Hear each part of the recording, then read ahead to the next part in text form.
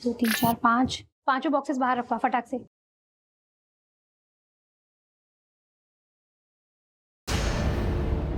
अरे रोहन, ये बॉक्सेस वहां क्यों पड़े हैं? कब से रखे हैं वहां? पैक करना है, लेकर आओ। हाँ हाँ मैम, मैं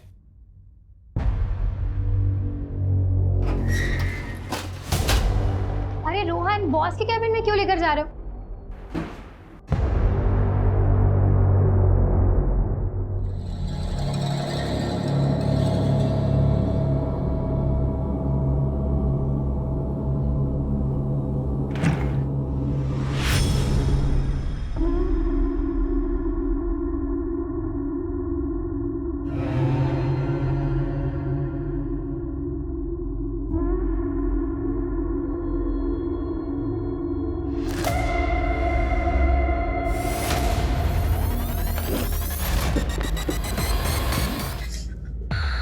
क्या कर रही थी यहाँ? सब लाइट ऑफ करने आई थी। आइंदा से बिना पूछे मेरे कैबिन में मत आना। जी।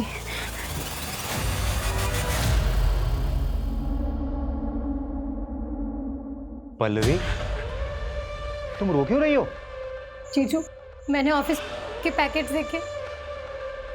देखो, तुम ना इस समय बिल्कुल मत पढ़ना। तुम्हारा वो जो बॉस है ना प्रशांत, बहुत खतरनाक आदमी है। तुम ऐसा कुछ मत करना, मेरी मानो, कुछ मत करना तुम। होती है कि पति की इतनी बड़ी गलतियों को बस ऐसे ही इग्नोर कर देते हैं। ठीक है, छोटे कपड़े पहने, स्किन दिख रही है, इसका मतलब ये नहीं है कि इनविटेशन मिल गया कि चाहे जब आओ चांस मारो। अच्छा मेरी बात सुन, ये क्या कर रही है तू? मैं जा रही हूँ। कहाँ जा रही है? अपनी एक दोस्त के यहाँ कुछ दिन वहीं रहूंगी और उसके बाद रेंट पर शिफ्ट हो जाऊंगी। सुन, ना तो तू कहीं जाएगी और ना ही अपने बॉस के खिलाफ कोई कंप्लेन करेगी। मैं जा रही हूँ और बाकी सामान बाद में लेकर जाऊंगी। आप सोचिए ना दीदी, जो आदमी आपके घर में रहकर आपकी बहन की इज्जत पे हाथ डाल सकता है, वो बाहर जाकर क्या कुछ नहीं करता होगा।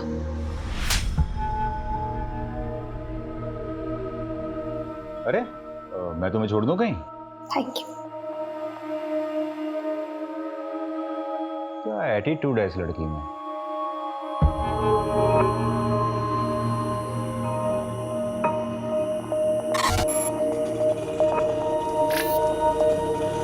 भैया, जानकी नगर जाएंगे? जानकी नगर की ऑटो यहाँ से नहीं मिलेगी मैडम, आगे से राइट मारिए, वहाँ से मिलेगा। Thank you.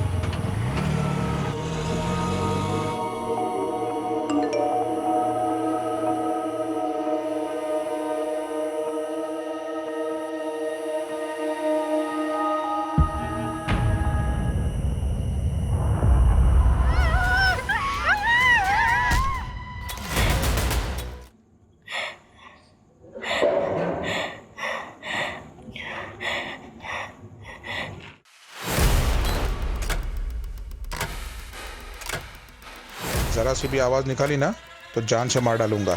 चलो उठ। ये क्या हालत बना रखी है तूने अपनी?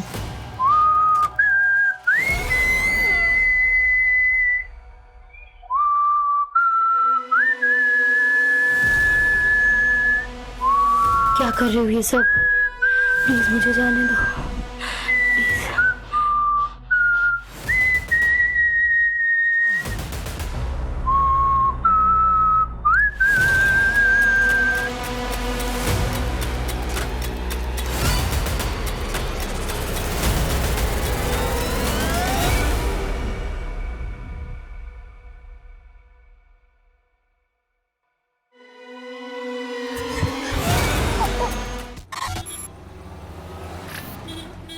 तू एक काम कर, जल्दी जा, जल्दी से अपना बैग रेडी करके आ। नगमा, इतनी देर लगा दी तुम लोगों ने। अरे क्या करेंगे, टेलर ने कपड़े ही नहीं सिले थे, बैठ के सिलाना पड़ा, वरना आयशा क्या पहनती।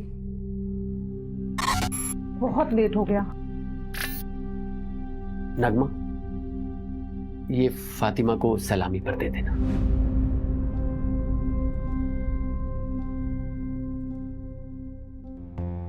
आमिर, ये तो बहुत महंगा लग रहा है, इसकी क्या जरूरत थी? हम उनको तोहफे में बहुत सारे कपड़े दे रहे हैं ना। नगमा, तुम्हारी खाला ने हमारे निकाह पर बहुत कीमती सेट दिया था, इतना तो करना ही चाहिए ना। कम से कम तुम उनके ताने सुनने से बच जाओगी। आमिर, लेकिन आगे आयशा का बोर्ड का एग्जाम है, इतने सारे खर्चे हैं, और वैसे भी शादी में बहुत खर्चा हो चुका है। मैं मैनेज करूंगा, तुम टेंशन मत लो। उज्जैन जाना है कि नहीं जाना? चलो जल्दी करो।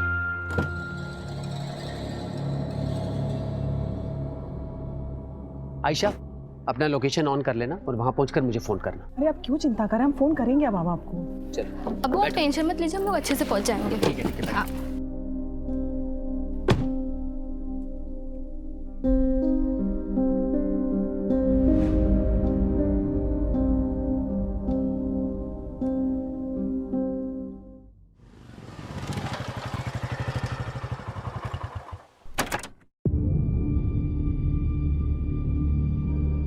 अर्जुन, कल से काम पर मत आना, आकर अपनी सैलरी ले लेना। क्या हुआ आमिर भाई, सब ठीक तो है? एक हफ्ते में दूसरी बार कंप्लेंट आई है तुम्हारी। वो तो तुम्हारी बीवी पेट से है, इसलिए मैंने पिछली बार माफ करवा दिया था, पर अब मैं कुछ नहीं कर सकता। कोई दूसरा काम ढूंढ लो। आमिर भाई, क्या है ना कि नई जगह जाऊंगा, नया जॉब ढूंढूंगा, नए दोस्त यार मिलेंगे। अब दोस्ती यार में थोड़ा पीना पाना तो हो गई, उस नशे के चक्कर में कभी आपके घर की असलियत निकल गई तो ना। अरे नहीं नहीं नहीं, नहीं निकलेगी नहीं, बोलूँगा नहीं। इन क्या है, नशे में जबान पे काबू थोड़ी रहे। मैंने तेरे साथ इतना कुछ किया और तू मुझे ही धमकी दे रहा है। अब देखता हूँ कैसे ऑफिस में आता है तू, और कैसे अपने बचे हुए 20 दिन की पगार लेता है। मैं भी देखता हूँ कैसे मिलेगा तो पैसे मिलेगा। आयशा बेटा, अब्बू को लोकेशन भेजा? आपका भेज दी।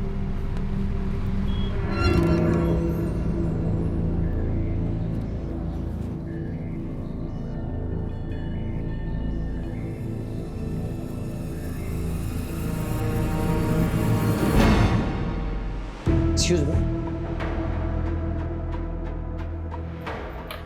Sir, payment.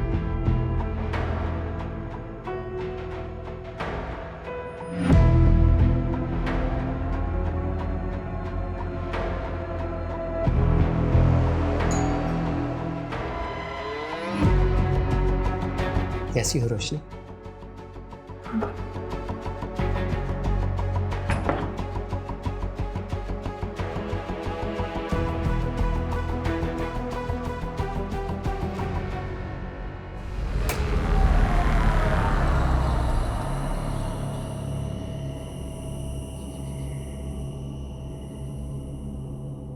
अरे रोशनी, इतना लेट? हाँ, वो आज ना ऑफिस में बहुत ज्यादा।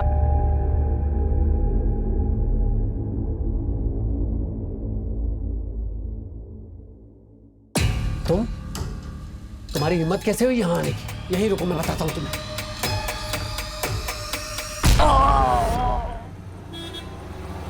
सर, आज सुबह ही बीवी नगमा और बेटी आयशा उज्जैन से लौटे हैं।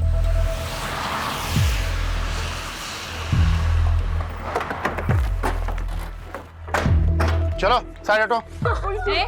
क्या मिला लगा रखा? चलो हटो यहाँ से। आमिर उठ जाओ, क्या हो गया? आमिर प्लीज उठ जाओ, क्या हो गया? आप भी उठिए।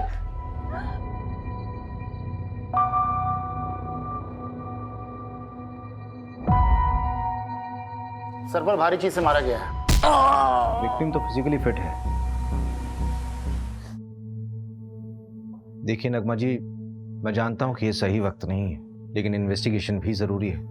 आप हमें बता सकती हैं कि जब आप यहाँ वापस आई तो आपने सबसे पहले क्या देखा?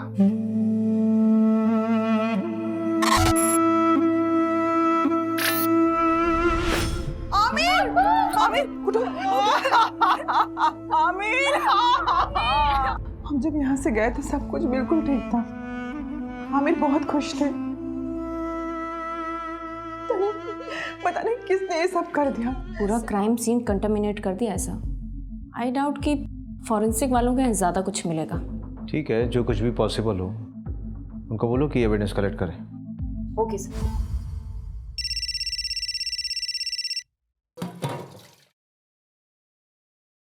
हेलो हेलो दीदी प्लीज मुझे बचा लीजिए। नहीं, मुझे नहीं पता मैं कहाँ।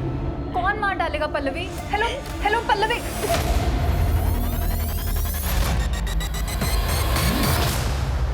नहीं सर, हमें किसी पर कोई शक नहीं है। अच्छा, आप लोगों के उज्जैन जाने से पहले आमिर का किसी से लड़ाई झगड़ा हुआ था या फिर आपकी फैमिली में कोई इशू? आमिर बहुत अच्छे इंसान थे, उनकी किसी से कोई दुश्मनी नहीं थी। मम्मी। पानी लीजिए। घर से कोई सामान गायब हुआ था? हाँ, मेरा लैपटॉप गायब था और अब्बू का फ़ोन। ठीक है, डिटेल्स दे दीजिए। अगर इसके अलावा कुछ भी याद आए तो हमें बताइएगा ज़रूर। अभी जा सकते हैं आप।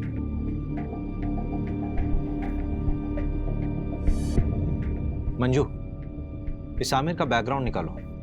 Okay sir. आखिर ऐसा कौन हो सकता है जो उससे इतनी नफरत करता हो?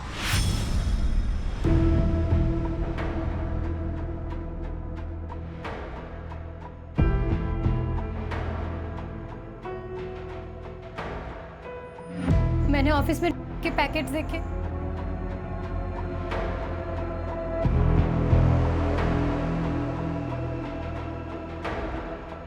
रोशनी? आमिर, रोशनी तुम इतने सालों बाद? कैसी हो? क्या बात है? कुछ परेशान लग रही हो। सब ठीक तो है ना? आमिर, मुझे तुम्हारी हेल्प चाहिए। हाँ हाँ बोलो।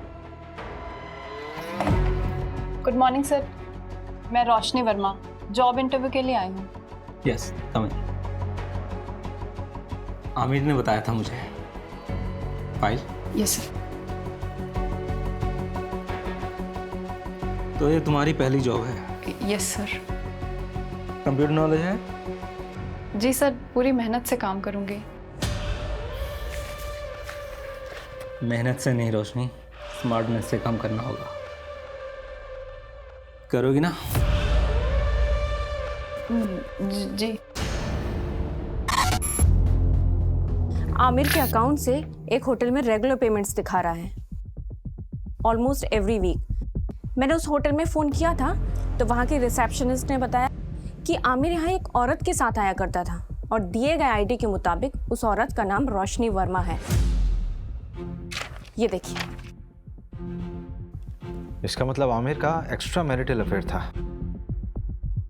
सर फिलहाल तो ऐसे ही लग रहा है। मैंने उस होटल की सारी सीसीटीवी फुटेजेस मंगा ली है। ये देखिए सर, ये वाली फुटेज, ये मर्डर के 2 दिन पहले की है।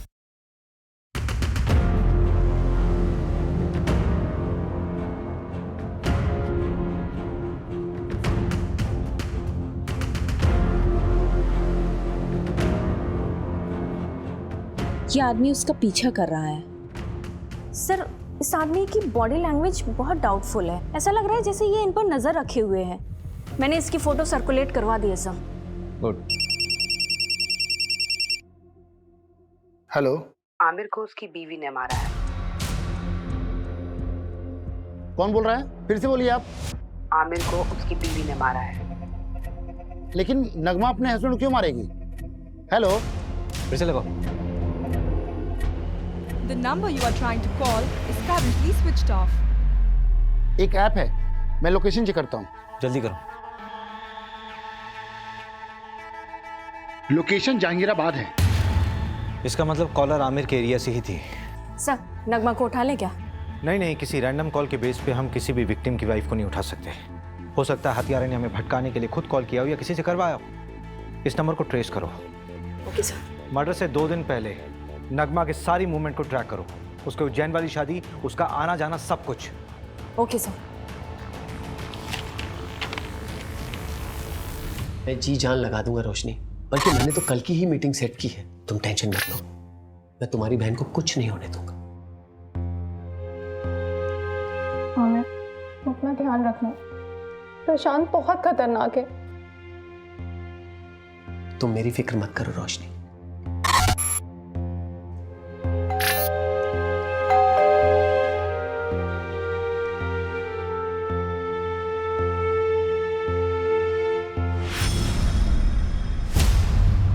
हमारा कोई अफेयर नहीं था। मैं और आमिर तो एक कॉलोनी में रहते थे और बचपन से ही एक दूसरे को जानते हैं। और वापस अभी 4-5 महीने पहले ही मेरी उससे मुलाकात हुई थी। ये चोट कैसे लगी? क्या हुआ है? कुछ नहीं मैम, वो किचन में काम करते टाइम लग गया। तुमने कहा कि आमिर सिर्फ तुम्हारा दोस्त था, बचपन का दोस्त, तो फिर होटल में क्यों मिलते थे? क्या हुआ? रोशनी, ये पुलिस क्यों आई है? वो आमिर का मर्डर हुआ है, उसी सिलसिले में पूछताछ करने के लिए आए हम लोग। कौन आमिर? वो मेरी कंपनी में सिक्योरिटी एजेंसी का सुपरवाइजर था। हाँ तो ये तुमसे पूछताछ क्यों कर रहे हैं? देखिए ये वहाँ ना 9 से 6 जॉब करने जाती है, रिश्तेदारी निभाने नहीं। तुम कभी मिले हो आमिर से? मैं क्यों मिलूंगा? आप लोग बात किसके बारे में कर रहे हैं, मैं तो ये तक नहीं जानता। अच्छा, ये देखो, कुछ याद आया? चल आने चल। सर मैंने कुछ सब याद कराता हूँ, चल। अरे मेरी कोई गलती नहीं, मुझे क्यों लेके जा रहे हो? अरे मैंने कुछ नहीं किया, छोड़ो मुझे। सर मैंने आमिर का मर्डर नहीं किया है। अगर तूने आमिर का मर्डर नहीं किया तो तूने झूठ क्यों बोला कि तू आमिर को नहीं जानता? तो क्या सच बोलता? क्या आमिर मेरी बीवी के साथ होटल में जाता है? क्या करते आप लोग? सहानुभूति देकर छोड़ देते? नहीं ना। वैसे आमिर का मर्डर हुआ कभी है? 23 तारीख को। 23 तारीख को तो मैं यहाँ था ही नहीं।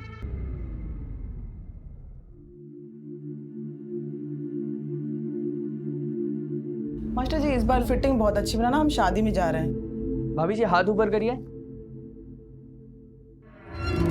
काफी पतले हो गए। मास्टर जी आप भी ना। मास्टर जी, इस काम के लिए कोई औरत नहीं मिलती आपको? आजकल फीमेल टेलर मिलती कहाँ है? इतने समय से हम कपड़े सिला रहे हैं, लेकिन हमारे मास्टर जी का हाथ कोई पकड़ नहीं सकता। हाँ हाँ, वो तो मैं देख ही रहा हूँ। आपका काम हो गया हो तो अपना सामान उठाओ और निकलो यहाँ से। बोलने से पहले कुछ तो सोचा करो।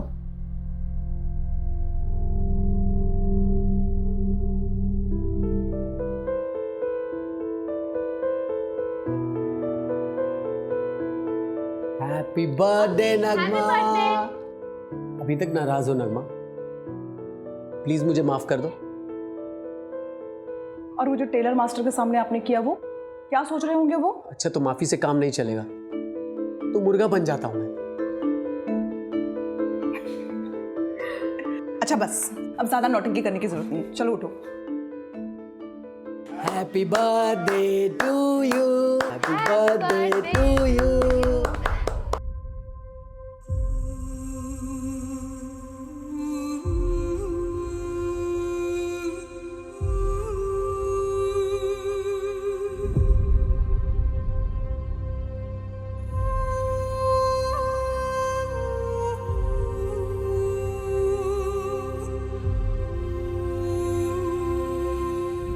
सर, इनिशियल रिपोर्ट आ गई है।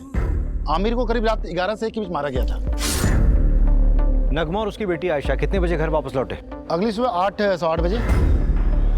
जिस कैब से वो लौटे थे वो ट्रैक किया? नहीं, ऑनलाइन बुक कैब होती तो इजीली ट्रैक हो जाता। वैसे उज्जैन के सारे ड्राइवर से बात हो रही है। सर, उज्जैन से एक और बात पता चली है। नगमा का शादी से पहले किसी फरहान नाम के लड़के से अफेयर था। तो शादी से पहले था ना? नहीं सर, अभी भी है। नगमा जिस शादी के लिए उज्जैन गई थी ना, वहां से 2-3 घंटों के लिए गायब थी, उसी फरहान से मिलने के लिए। फरहान? नगमा 2.5 लाख है, बाकी अगर और जरूरत पड़े तो बता देना। Thank you Farhan. लेकिन नगमा, हम कब तक ऐसे चुप चुप के मिलते रहेंगे? थोड़ा वक्त दो मुझे फरहान। वैसे भी आयशा की जिम्मेदारी है मुझ पर। एक बार मैं आयशा का सब कुछ ठीक कर लूं, फिर देखेंगे। और वैसे भी मैं किसी को दुखी नहीं करना चाहती।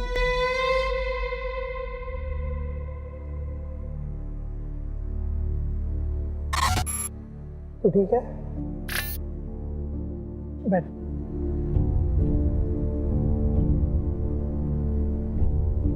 आयशा, मैं क्या कह रहा था कि हमें ना आंटी से बात कर लेनी चाहिए। देख, अभी अब्बू तो नहीं रहे ना, और मेरे घर वाले भी उंगली उठाएंगे, तो उससे पहले हमें शादी कर लेनी चाहिए ना। ये तुम क्या बात कर रहे हो सूरज? पहले कब्र के फूल को तो सूख जाने दो। आयशा, मेरा वो मतलब नहीं था। पुलिस? अम्मी फिर से पुलिस वाले क्या करने आए यहाँ? ये तलाशी ले रहा है। उस दिन भी तो आए थे, उन्हें कुछ नहीं मिला था। आज क्या मिलेगा नया उन्हें? रवि, हाँ पोस्टमार्टम और फोरेंसिक रिपोर्ट देना है। ये लीजिए।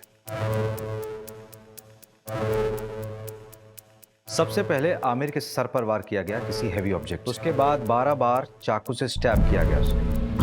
आमिर की बीवी और बेटी को आमिर की बॉडी यहाँ मिली थी, और दरवाजे पर कोई फोर्स एंट्री के निशान भी नहीं थे। इसका मतलब ये है कि आमिर ने दरवाजा खुद खोला था।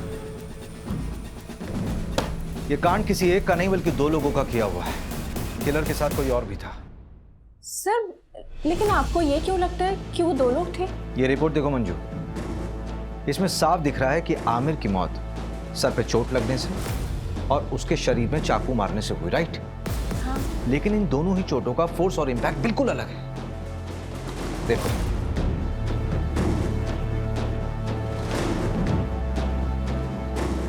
एक काम करो, इस घर की एक बार फिर से अच्छे से तलाशी लो। ठीक है। Okay sir.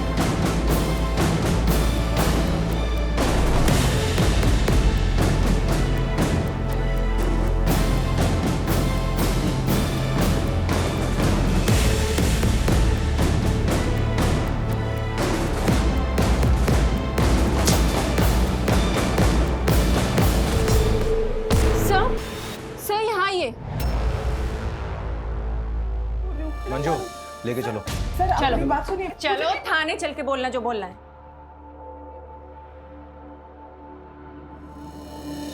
अरे मैंने कुछ नहीं किया, आप मेरी बात तो सुनो। मैंने कोई खून नहीं किया। आयशा, आयशा, हम तो शादी में उज्जैन गए थे, हम भी नहीं कर सकती हैं। आयशा, उन्होंने कुछ नहीं किया। मैडम मैंने कुछ नहीं किया, मेरी बच्ची अकेली है।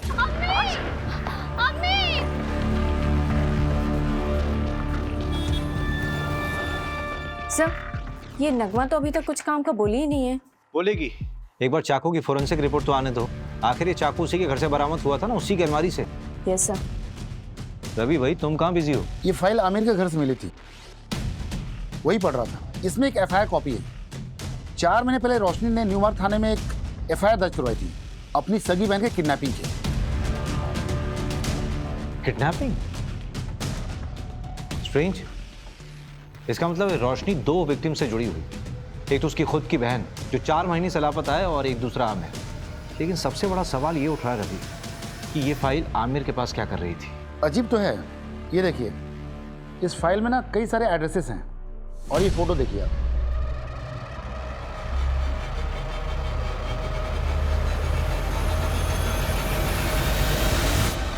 रवि, कहीं उस कॉलर के बोलने पे हम बहुत अलग तो नहीं जा रहे?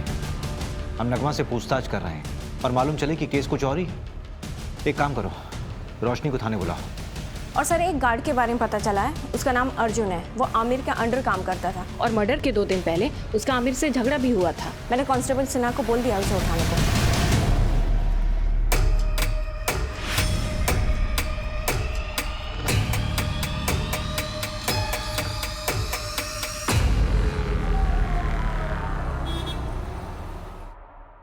सर मैं सच कह रहा हूँ, मैंने कुछ नहीं किया, मैंने किसी को नहीं मारा है। हाँ, आमिर से गुस्सा ज़रूर था क्योंकि वो नौकरी से निकालने की बात कर रहा था, पर उसके मर्डर के बाद मुझे किसी ने नहीं बोला कि काम पे वापस मत आओ। हाँ, मेरा फ़ायदा ज़रूर हुआ है, पर मैंने किसी को नहीं मारा है सर। ये तो तोते की तरह खुद ही सब कुछ बोल रहा है। हाँ सर, वो हमारे साथ का ही था, बस सुपरवाइजर बनने के बाद उसको अचानक बहुत गुस्सा आने लगा। हर छोटी छोटी बात पे चिढ़ जाता था। तेरे मुँह से ही पहली बार सुन रहा हूँ कि आमिर को गुस्सा आता था। हाँ सर, आप चाहे तो वो आयशा के बॉयफ्रेंड सूरज, हाँ सूरज से भी पूछ सकते हैं। मैंने ही पकड़ा था उन दोनों को मार्केट में, और आमिर को खबर देके मैंने ही बुलाया था। क्या नाम बताया तेरा? सूरज चौहान। गैर मजहबी लड़के के साथ घूमती है? ये आजादी दी थी मैंने तुझे? मेरे नीचे काम करने वाला अर्जुन ये मुझे फोन करके बताता है कि अपनी बेटी को संभाल लो। क्या इज्जत रह गई? सर हम शादी करना चाहते हैं सर। सर मैं प्यार करता हूँ इसमें सर। आज के बाद इसके साथ नजर आया ना तो जान से मार दूंगा तुझे। सर प्लीज भाग यहाँ से। पल्लवी के लिए मैं कहाँ नहीं भागी सर, पर किसी ने मेरी मदद नहीं की। सिर्फ आमिर मेरी मदद कर रहा था। पल्लवी की कोई दोस्त थी जहाँ वो गई थी, उसका नाम या पता मालूम चल सकता है? पता नहीं, उस दिन पल्लवी ने मेरे किसी मैसेज का रिप्लाई नहीं किया। मुझे लगा शायद गुस्सा है इसलिए नहीं किया। फिर अचानक एक दिन कॉल आई और तब मुझे पता चला कि वो किडनैप हुई है। मुझे पता है सर, ये सब उस प्रशांत का किया धरा है। मेहनत से नहीं रोशनी, स्मार्टनेस से काम करना होगा। नाम के लिए तो उसकी एक कुरियर एजेंसी है, लेकिन असली पैसा बेच के कमाता है। कुरियर बॉक्सेस में डाला जाता है और लोगों को कुरियर की तरह डिलीवर किया जाता है।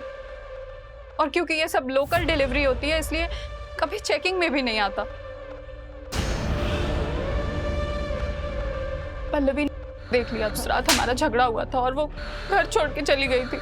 और शायद उसी रात उसका किडनैप हुआ था। मेरी गलती है सर, मुझे उसे अकेले जाने ही नहीं देना चाहिए था। मेरी मदद तो पुलिस ने भी नहीं की। प्रशांत का नाम तक नहीं लिखा एफआईआर में। उल्टा मुझसे कहने लगे कि तुम्हारी बहन किसी के साथ भाग गई होगी। हम ढूंढेंगे उसे, इट्स अ प्रॉमिस। तो जब हम तुम्हारे घर आए थे तब क्यों नहीं बताया था ये सब? आमिर, ये देखो, किसी बैंक का अकाउंट नंबर है, SRV बैंक। रोशनी, ये स्विट्जरलैंड का बैंक है।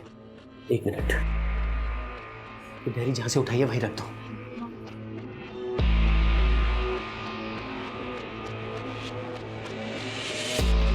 रोशनी इधर आओ। ये प्रशांत की प्रॉपर्टीज के पेपर है, उसके नाम कई प्रॉपर्टीज है। आमिर, शायद यहीं कहीं रखा हो उसने पल्लवी को। चलो हम अभी चेक करके आते हैं सारे एड्रेस। नहीं नहीं नहीं रोशनी, अभी बहुत लेट हो चुका, तुम घर जाओ।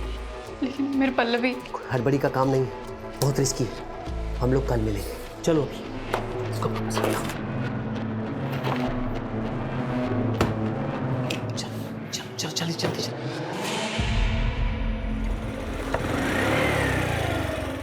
रोशनी, मैंने 3 प्रॉपर्टीज देखी हैं जो काफी टाइम से खाली पड़ी है। उनमें से एक ही है। चलो पहले ये चेक कर लेते हैं।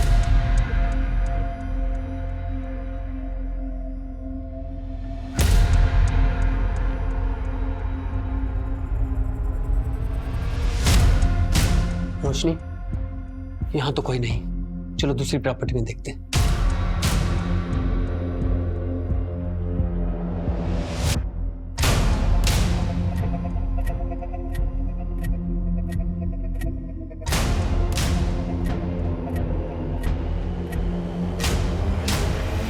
रोशनी, ये जगह सेफ नहीं है।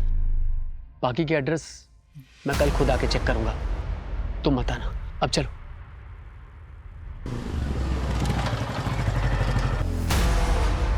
रोशनी, तुम टेंशन मत लो, मैं पल्लवी को ढूंढ लूंगा। आमिर, अभी मैं घर निकलती हूँ। अगर निलय मुझसे पहले आ गया ना तो बहुत प्रॉब्लम हो जाएगी।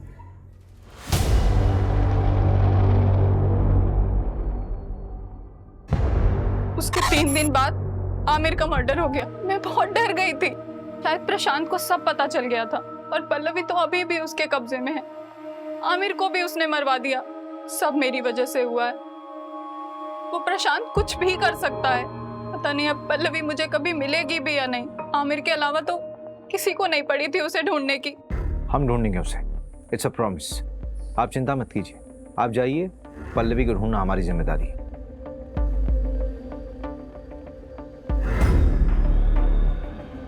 रवि, जिस नंबर से पल्लवी ने कॉल किया था उसकी डिटेल्स निकालो और इस कॉलर का भी इन्वेस्टिगेशन स्पीड अप कर दो, जिसने आमिर की वाइफ का नाम लिया था। इस प्रशांत को यहाँ बुलाओ। ठीक है, उसे बुलाता हूँ थाने, लेकिन काफ़ी टाइम हो गया।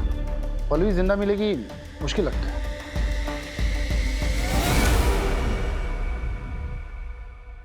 और इंस्पेक्टर साहब, बीवी बच्चे कैसे हैं आपके? बहुत अच्छे। अच्छे रहे तो कितना अच्छा है ना? धमकी दे रहा? अरे नहीं नहीं नहीं इंस्पेक्टर साहब, ऐसा आप कैसे कर सकता हूँ? आप बताइए क्या सेवा कर सकता हूँ आपकी? आमिर को जानता है? हाँ, हमारे यहाँ की सिक्योरिटी का सुपरवाइजर था, लेकिन सुना है बहुत बुरी तरह से मर्डर हुआ है उसका। किसने किया है? पल्लवी को जानता है? जी हाँ, हमारे यहाँ काम करती थी डेटा एंट्री ऑपरेटर का। फिर अचानक उसने जॉब छोड़ दी। उसने मारा आमिर को। ज़्यादा स्मार्ट बनने की ज़रूरत नहीं है, सीधे सीधे बता कि तुझे कब पता चला कि आमिर तुझे इन्वेस्टिगेट कर रहा था। आमिर के लिए मैं भगवान था, वो मुझे इन्वेस्टिगेट क्यों करेगा? ऐसा कौन सा भगवान वाला काम किया आपने? उसकी बेटी का अबॉर्शन करवाना था, उसके लिए पैसे और सीक्रेट डॉक्टर का नंबर मैंने ही दिया था। डॉक्टर का कॉन्टैक्ट नंबर?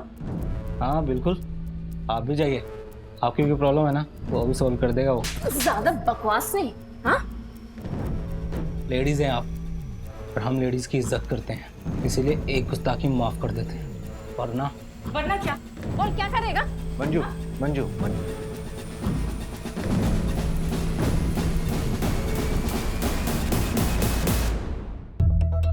नहीं सर, हमारे यहाँ ऐसा कुछ भी गलत काम नहीं होता। एक तो बिना पुलिस को इन्फॉर्म किए एक नाबालिग लड़की का अबॉर्शन करा दिया, ऊपर से झूठ बोल रहे हो। अभी तो सिर्फ तुम्हारा लाइसेंस रद्द करूंगी, अगर और झूठ बोला ना तो सीधा जेल में डाल दूंगी।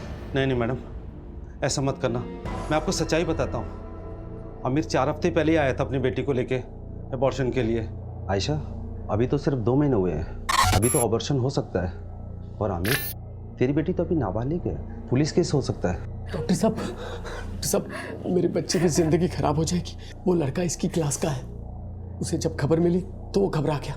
डॉक्टर साहब, आप इसका अबॉर्शन कर दीजिए, हमें कोई पुलिस केस नहीं करना। नहीं अब्बू, जो कुछ हो रहा है तेरे अच्छे के लिए हो रहा है। मैं ताने सुन सकता हूँ, लेकिन तू ताने नहीं सुन सकती। छोटे बच्चे की परवरिश करना इतना आसान नहीं है, खासकर जब उसका बाप उसके साथ ना हो। कि अब्बू ने मेरा साथ दिया था। तुम्हारा अबॉर्शन हुआ तो डेफिनेटली तुम्हें सूरज से भी मिलने से रोका गया होगा। तो क्या इन सारी बातों को लेकर सूरज गुस्सा था क्या आमिर से? देखिए, ना सूरज ने अब्बू को मारा है और ना अम्मी ने अब्बू को मारा है। आप शुरू से गलत इन्वेस्टिगेट कर रहे हो।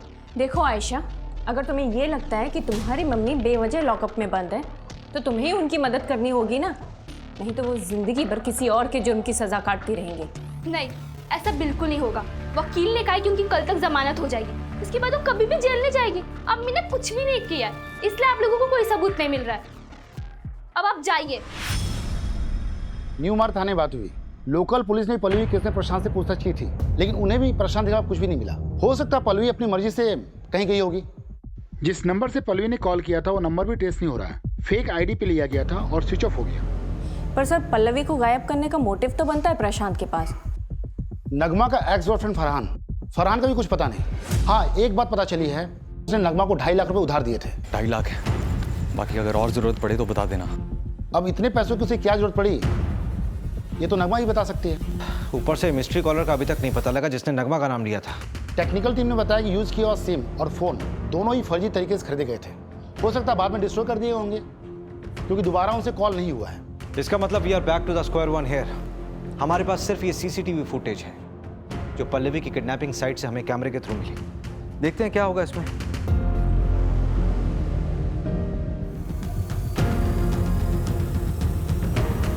इन दोनों ऑटो वालों से भी न्यू मार्ग पुलिस ने बात की थी। पल्लवी ने यहीं पे उन 2 ऑटो वालों से बात की थी। इसी कैमरे का फुटेज देखा था ना हमने। हाँ, फुटेज के मुताबिक पल्लवी ने यहाँ से राइट लिया हो, लेकिन आगे तो कॉलोनी का एंड हो रहा है, आगे का पूरा रास्ता सुनसान है। पल्लवी यहाँ से कहाँ गई होगी? यहाँ से सीधे कुछ दूरी पर एक बंद बड़ी फैक्ट्री है जो अब खंडर बन चुकी है। वहाँ चलकर देखें क्या? सर,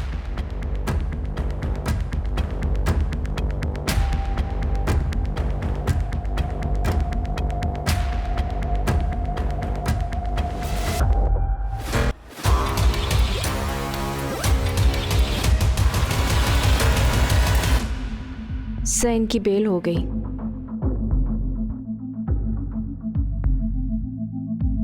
मेडिसिन की बाहर की लिस्ट आई है। कोई लीड मिला प्रशांत से कनेक्टेड? एक लीड है, नाम देखकर आप हैरान हो जाएंगे। हाईलाइटेड नाम देखिए। ये आमिर इंजेक्शन खरीदता था? हाँ सर, हो सकता है कि ये प्रशांत ने मंगवाया हो। प्रशांत ने आमिर की मदद की थी वो आयशा के अबॉर्शन केस में, तो शायद इसलिए आमिर ने उस एहसान के चलते प्रशांत का ये काम किया हो। और हो सकता है आमिर को ये पता भी ना हो कि वो इंजेक्शन क्यों खरीद रहा है, क्योंकि वो खुद पल्लवी को ढूंढ रहा था। लेकिन प्रशांत के खिलाफ हमारे पास कोई सबूत नहीं है। एक है, हल्का कनेक्शन है, पर एक मिला है। जिस लोकेशन में पहुंचे थे वो एक कंस्ट्रक्शन कंपनी के अंडर है, गंगवार कंस्ट्रक्शन। और इस गंगवार कंस्ट्रक्शन प्राइवेट लिमिटेड में 21% का स्टॉक होल्डर है प्रशांत।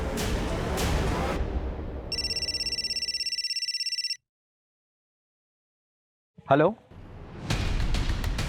गाड़ी में बैठो।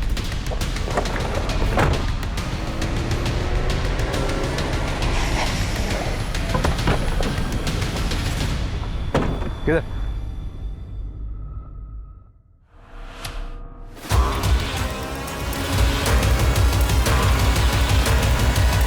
पल्लवी, मुझे जॉब मिल गई। क्या?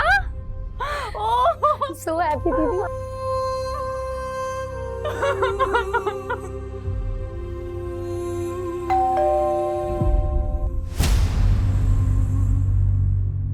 आप लोग फिर से? इस बार तुम्हें बेल नहीं होने वाली। चाकू की फोरेंसिक रिपोर्ट आ गई है, तुम्हारे फिंगरप्रिंट्स मैच हुए हैं। फोरेंसिक रिपोर्ट के मुताबिक इस चाकू में जो खून मिला है उस खून में हीमोग्लोबिन लेवल कम है और ब्लड क्लॉट थोड़ा ज्यादा। तो तो ये जो खून इस चाकू में मिला है वो विक्टिम के मर्डर की कम से कम 24 से 48 घंटे बाद का है, मतलब पोस्टमार्टम के बाद का ब्लड है।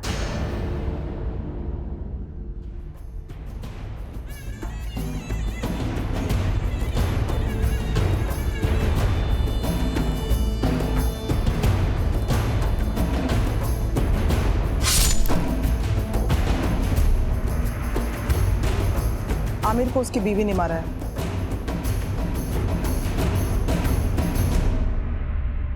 मैं अपना जुर्म कबूल करती हूँ, मैंने ही आमिर को मारा है। झूठ बोल रही हो तुम नगमा। मर्डर रात के 11 बजे से 1 बजे के बीच में हुआ। रात के 10 बजे तो तुम देवास टोल क्रॉस कर रही थी और रात के 2 बजे सीहोर टोल। इसका मतलब ये हुआ कि जब मर्डर हुआ उस वक्त तुम रास्ते में थी और करीब 3:30 बजे तुम घर पर वापस लौटी।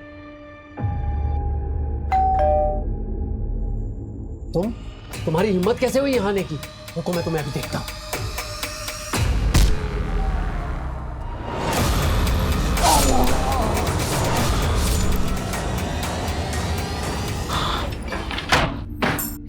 ये क्या कर दिया तूने? तुझसे मैंने कहा था ना मैं सब ठीक कर दूंगी। जाओ यहाँ से, जाओ। तू चल मेरे साथ जा। अब जो मैं कहूंगी तो वही करेगी। चल। आयशा बोलो, क्यों किया ये सब? देखो मैं जानता हूँ तुम दूसरी कैब करके पहले ही भोपाल पहुंच गई थी और तुम्हारी माँ नगमा बाद में अकेली आई थी। देवास टोल नाके के सीसीटीवी फुटेज में तुम्हारी माँ कैब में अकेली दिखाई दे रही है। इसके आगे जाकर हमने इन्वेस्टिगेट किया तो पता चला कि मर्डर के समय तुम्हारी माँ घर पर थी ही नहीं। सबूत हैं हमारे पास।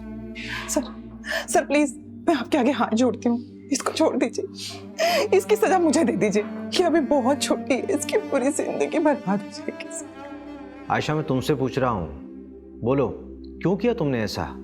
नगमा तो तुम दोनों को भगाने वाली थी, फिर क्यों? बोलो आयशा।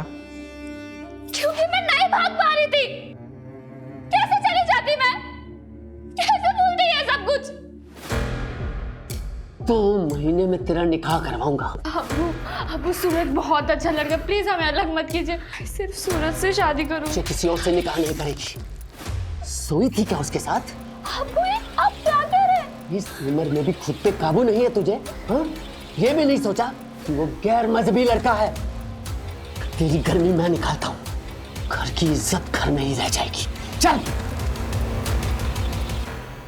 वो मेरा रेप करता था, मेरा खुद का बाप। जो अबॉर्शन करवाया था वो सूरज का बच्चा नहीं, वो कमीना आमिर का था। तुम्हारी अम्मी ने पैसों का इंतजाम किया था तो फिर क्यों नहीं चली गई? नहीं जाना था मुझे, नहीं भागना था। जब तक मैं उस कमीने को सजा नहीं दिला देती मैं नहीं भूल पाती है सब कुछ। लेकिन अब मैं भूल सकती हूँ, चैन से जी सकती हूँ, सूरज के साथ या फिर इस जेल में, पर जी सकती हूँ। पल्लवी का किडनैप भी आमिर ने किया होगा, उसी ने उसका रेप और मर्डर किया होगा।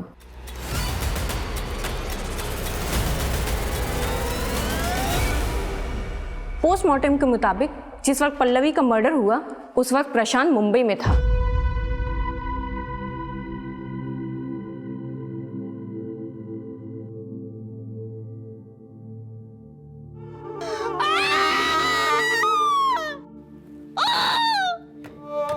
जिस तरह से इस केस में आरोपी खुद इस केस का सबसे बड़ा पीड़ित साबित हुआ है और पीड़ित इस समाज का सबसे बड़ा दरिंदा, उसको देखते हुए इस केस को रेयर ऑफ द रेयरेस्ट की श्रेणी में रखना गलत नहीं होगा। सारे सबूतों के बिना पर आमिर मलिक मर्डर केस में ये juvenile justice board Ayesha Malik को 3 महीने की सजा सुनाती है और इस दौरान वो जमानत की अर्जी भी लगा सकती है।